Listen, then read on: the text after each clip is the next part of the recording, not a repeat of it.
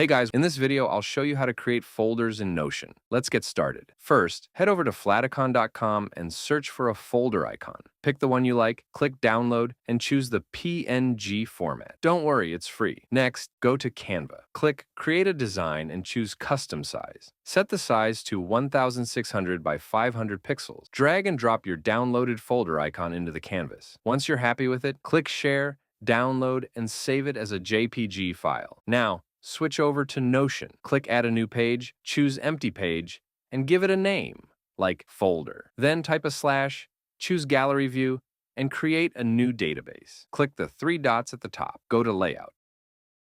Set Card Preview to Page Cover, and change card size to small. Rename your database to Folder or anything you like, and then hide the database title. Click New Page inside the database. Give your folder a name, for example, Task Manager. You can delete the extra properties if you don't need them. Finally, click Add Cover, choose Upload, and upload the design you created in Canva. And that's it. You've successfully created a custom folder in Notion.